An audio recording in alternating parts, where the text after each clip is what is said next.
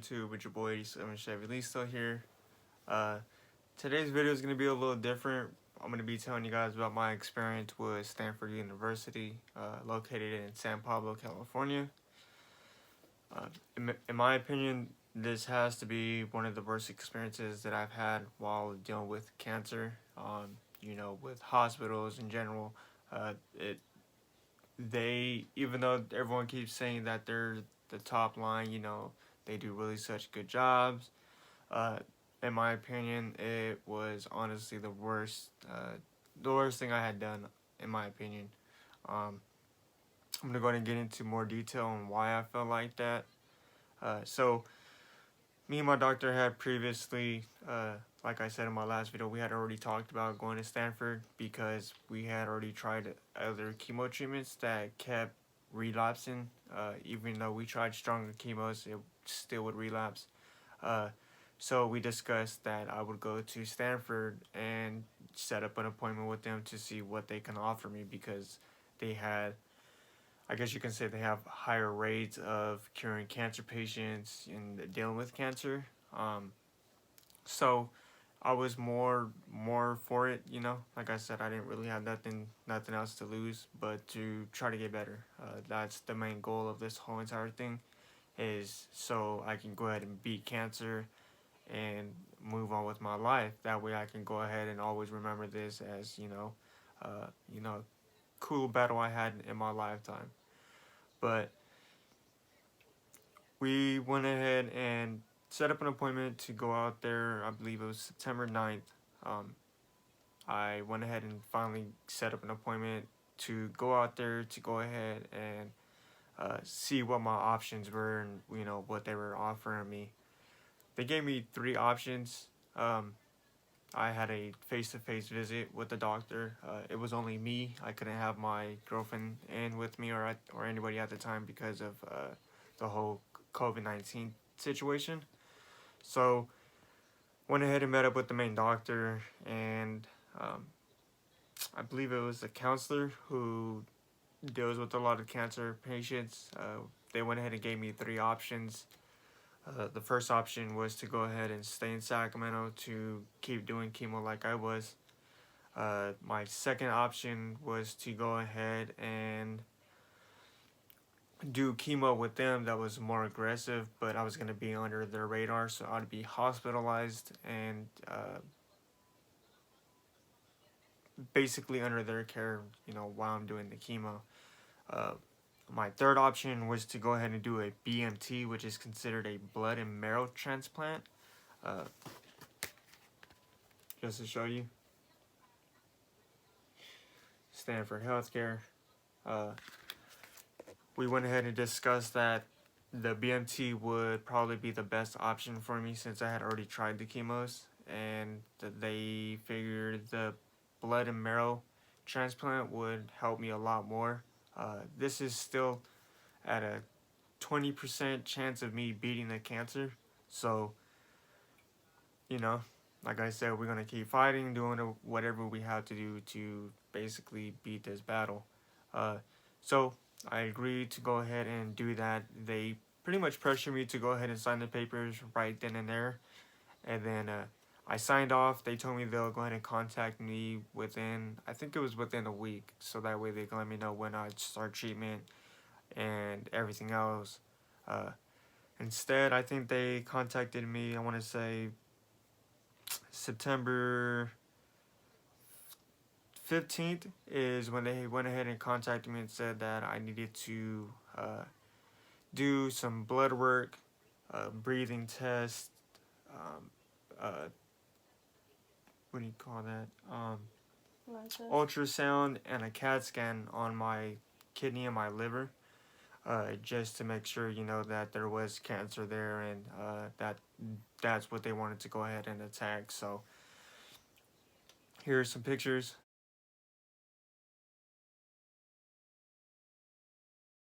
of basically the treatments I had to go through. These are the breathing tests and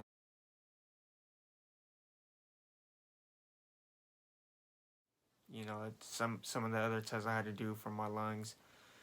And then they finally went ahead and called me back. I think it was uh, September, let me see, September 26th is when they called me and they said if I can go out there to start chemo treatment because it had been so long since I had done my last chemo session. And I honestly told him, I said, I don't have transportation at the time. My girlfriend was at work. My car had just broke down. So I really had no transportation to drive 2.5, 3 hours to San Pablo to get dropped off and start my treatment. So I talked to the navigator. We went ahead and rearranged the chemo session to start on Monday, which would be the 28th. Um, so that way we can drive out there and get started. So we set up the appointment to be at 8 o'clock in the morning on September 28th, so that way I can go ahead and get my COVID-19 test and to pull some blood work just before I start chemo, just like every other session that I do. Upon arrival, we went ahead and woke up, I want to say 4:30, 5 o'clock, just so that way we can get on the road before 5:30. Like I said, my appointment was at 8 o'clock. I wanted to make sure I was on time. If there's any paperwork that needed to be filled out, I could fill it out. Whatever was necessary, I was willing to do it. So we left on time. I want to say we got there around 7:40, a little before 8. I go to register and check myself in at the front desk, and for some reason they had no record of me coming that morning to do the test. They had no reason. They had no idea why I was there, why I was there, what I was there for. They didn't know I was doing chemo treatments, pretty much anything. So they went ahead and contacted the main nurse.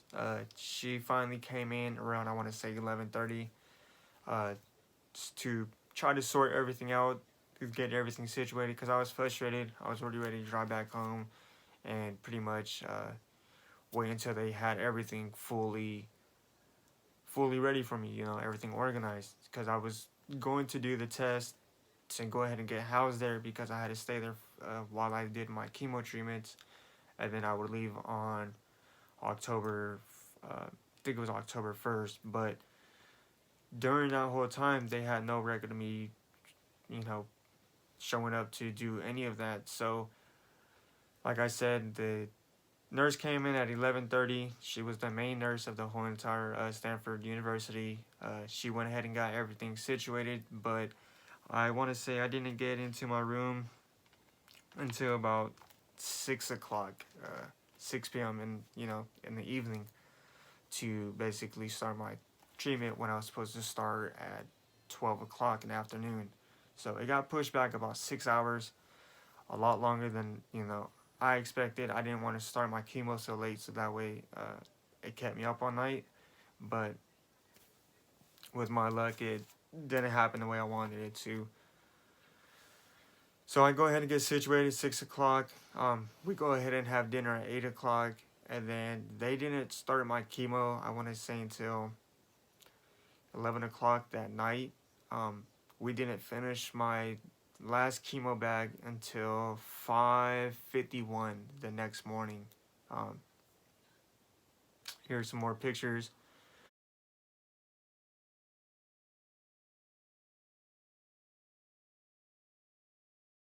of me when I was hospitalized, uh, just to show you guys, what it looks like. And then here's another picture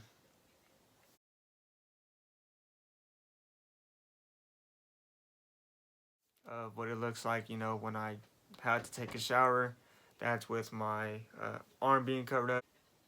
And then we went ahead and put my, a wrap around my kidney because I had my pee bag. I couldn't get that wet. That was fresh. So I was all bandaged up. I had chemo pretty much every night, all through the night. That's with, excuse me, that's with doctors coming in every hour to check up on me, give me pills if I needed to take any of their pills, any medications that was needed for the medicine, uh, check my vitals, normal stuff that they need to do when I'm doing my chemo. So you can imagine it's 11 o'clock at night, you normally sleeping, but instead you have nurses and doctors coming in all through the night until about 8 in the morning, 9 in the morning. That's when they finally let you rest and you're technically sleeping all day. It was not a schedule I was used to. I'm used to doing my chemo sessions early in the morning, but like I said, I only had to do it for this 1 week, and then I got 2 weeks off. So went ahead and did it. The nurses were pretty nice. I have no complaints about the nurses. They were really nice. They did everything they were supposed to. Really made sure I was, pretty comfortable after everything that had happened. So I appreciate them for that. So October 1st, I go ahead and get released to go ahead and go back home. They gave me a shot before I left of 2 different shots because I had to inject myself for 2 weeks of a 300 milligram and a 450 milligram.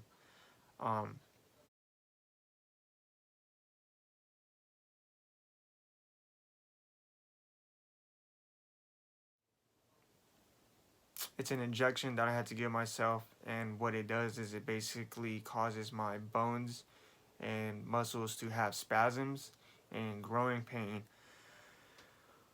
When I talk about uncomfortable pain, that was like top of the line. Like, if you remember being young and you used to, have those growing pains and they keep you up to where you start crying. That was honestly me. Like, I was on the edge of crying. There was a couple times where I did cry. I was taking Oxycontin, hydrocodone, and Benadryl, I believe, on top of another allergy pill because they said that's what will be best to go ahead and tame the pain that I was having. None of that even worked. I had sleepless nights for, I want to say, about 3 to 5 days. I had sleepless nights just because I had to keep inject myself every day, and I would have the pain instantly kicked in with, like I said, it was fingers, wrist, hands, hips, shoulders, neck, kneecaps, ankles, toes. I was hurting all over. My girlfriend was trying everything she could to go ahead and try to help me. Honestly, nothing was helping me until, like I said, the 6th day, 7th days when I started getting normal, like used to it. And then, of course, the next week was no issue. Went ahead and did it. I went back, I want to say October 7th. October 7th is when I went back to go ahead and start the bone and marrow transplant because of my first chemo session. Everything went good. My blood count was all good. Everything was nice and perfect the way it was supposed to in order to start the transplant. So I got the green light to go ahead and start it. So they called me back October 7th to have my PICC line removed and to go ahead and put in a central line. Here's a picture.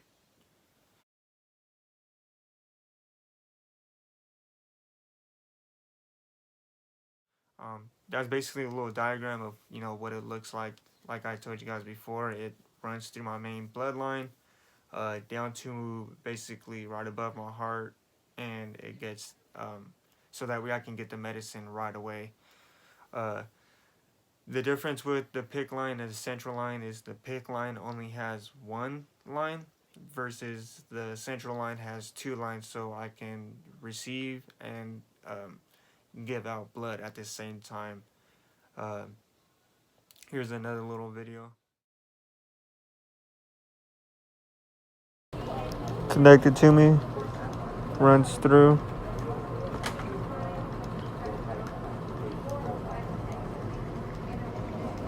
Runs through there to there.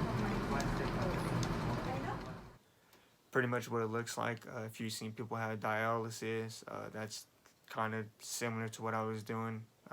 What they were doing is basically taking out my good blood cells and storing them, and then my bad blood cells they'll go ahead and leave in, so that way when I do the medicine they can go ahead and get destroyed. And when I feel super weak and you know pretty much out of it, they'll go ahead and give me my good blood cells, so that way it can rejuvenate my body and restart my blood count, all my white cells, and all the good stuff.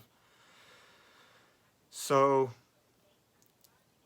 like I said, October 7th we went in, did the surgery. We got there around 8 o'clock. I didn't get in until about, I want to say, 12:30, 1 o'clock is when they started the surgery. I got out around 2:30, and then we went ahead and got housed into our apartment, because I was going to be having surgery and having the treatment the next day. They didn't want me traveling, so they went ahead and housed us at their local apartments. It was decent. I can't complain. It was nice. Uh, just for me to sleep and do my medicine. So couldn't complain. It was a lot better than driving from Sacramento to San Pablo every day, 3 hours. It takes a toll on you, especially when you're really weak after chemo sessions. It can annoy you. It's very uncomfortable, and traffic is just, people don't know how to drive. So San Francisco. So we went ahead and got housed. I started my first treatment on October 8th. We started the blood and marrow transplant. We did that for 6 hours. I went ahead, went home, had no issues. Everything was good. I woke up the next morning, which was October 9th, and I got a call from the doctor saying that I didn't need to come in. The blood and marrow transplant actually got canceled by the doctors, because they went ahead and actually looked into my blood a little more to see what type of testicular cancer I had. They told me that they had to cancel it, and that my doctor would go ahead and call me. I'm sorry about that. So October 10th, October 9th, I went ahead and pretty much rested up that day. I didn't do much, just stayed inside the little apartment, had dinner with my girlfriend, and then October 10th, we were going to go ahead and start packing up to go ahead and leave. Well, that following morning when I woke up, here's a picture.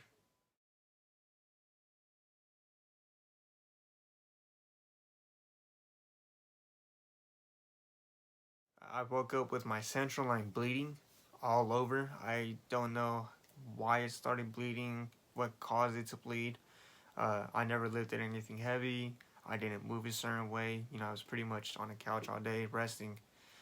So I contacted Stanford to go ahead and do a dressing cleanup, and they told me that they weren't able to help me, because once again they had no record of me in their file. So I pretty much walked across the street to where I remember having the transplant, and told the nurse at the front desk what was happening. Um, she went ahead and got two nurses to go ahead and help me with the dressing change and get me all situated, so that way I can drive back to Sacramento and do whatever I had to do. Well, we go ahead. She gets me all nice and dressed up. I go ahead and head back to my apartment. We pack up. We're driving all the way back to Sacramento, and literally right as we get into Sacramento, um, I started to feel something warm on my chest, and I wasn't sure what it was. So I picked up my t-shirt and noticed that my dressing went ahead and started bleeding again. Um, Once again, I'm just sitting in the car.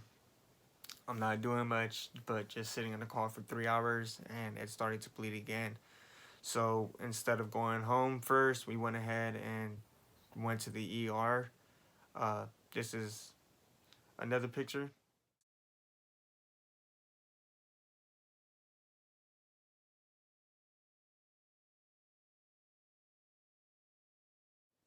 That's what it looked like when I got to the ER, so that way they can go ahead and see what they could do. There really wasn't much they can do because Stanford went ahead and pretty much installed the central line. They pretty much didn't want to mess with it, so all they did was go ahead and add stitches around it. Um, Here's another picture.